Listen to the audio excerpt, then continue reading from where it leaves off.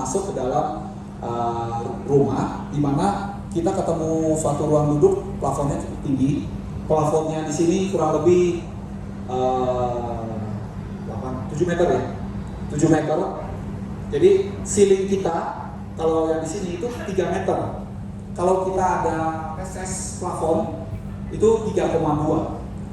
Pel to pel, elevasi lantai dasar ke lantai 2 itu 3,8. Jadi kalau dari 3,8 tambah lagi 3 meter udah 6,8, tambah lagi reses ke atas 20 cm, 7 meter.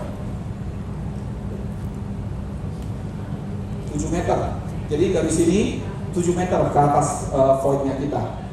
Kalau 10 nggak ada void, kalau 12, 15 ada void spesial dari tipe ini.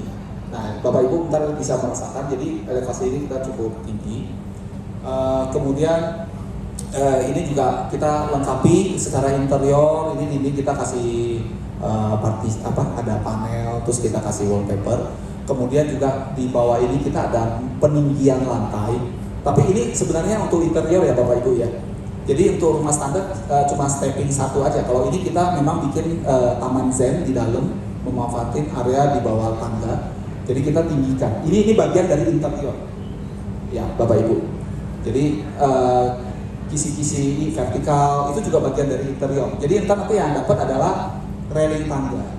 Nah, ini juga kacanya agak hitam, kita ada tambahan stiker. Jadi untuk menyamakan ambience ruangan yang kita inginkan secara interiornya.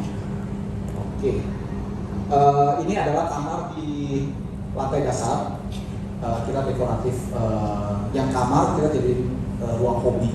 Jadi di sini tuh bapaknya kita anggap dia ada koleksi-koleksi yang suka dia.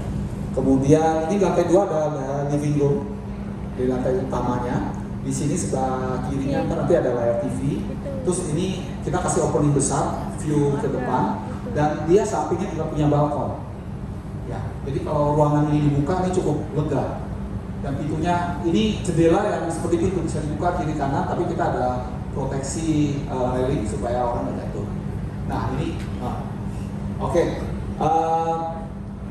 oke, di sini ada meja makan, di sini ada pantry. Dapur kotornya itu satu elevasi, jadi satu lantai. Oke, next. Ini kamar anak yang di lantai 2. Ini secara visual, jadi kita ubah kamar menjadi ini ruang bermain. Oke, ini di lantai 3. Jadi kamar tidur kita ubah juga sebagai kamar anak. Tapi secara visualnya seperti tempat bermain. Ini kasur di secara interiornya. Oke, next. Ini kamar utamanya, cukup besar, dan di sini ada balkon ke depan, dan juga yang seperti yang tadi lebar 10, kamar mandi utamanya ada standalone bathtub, terus ada skylight, jadi tetap dapat sinar terang di kamar mandinya, dan ini wardrobe-nya, ilustrasinya. Karena Bapak Ibu bisa membandingkan gambar visual 3D ini dengan kondisi asli di lapangan. Next step. Nah ini juga ya, ini secara visualnya tertarik. Jadi lantai dasar ini kita menyediakan 2 unit mobil di dalam garasinya yang kapasitasnya ya, kapasitas garasi cukup 2 mobil. Kalau yang 10 tadi 1 mobil, belum lagi ditambahkan yang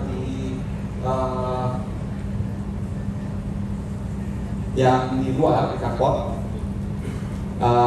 Cuma 2-nya total 4. Nah, di sini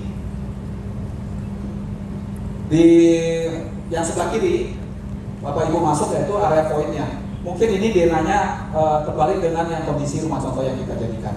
Jadi pas kita masuk ke dalam ada ruang duduk, habis itu menuju ke kamar di belakang. Yang kita sebut sebenarnya multifunction room sih. Jadi kamarnya 4 di sini ya. Yang di atas lantai 21, lantai 3 itu ada 3. Jadi itu udah 4, ditambah lagi 1 multifunction room yang bisa kita jadikan sebagai kamar tidur juga. Jadi kalau di total bisa jadi 5 kamar. Kemudian kalau aksesibilitas ke atas bisa menggunakan lift atau tangga. Kita setelah naik sampai ke lantai 2, kita bisa view ke bawah, view balkon void. ada meja makan di situ, ada ruang duduk, kemudian ada dapur kotor sama pantry. Belakangnya kamar, terus ada balkon juga ya. Nah, lantai 3 itu kebanyakan kamar, ada 3 kamar di atas dan kamar masternya juga di lantai 3 dan bapak ibu harus coba ke kamar mandi utamanya. Oke, next. Yang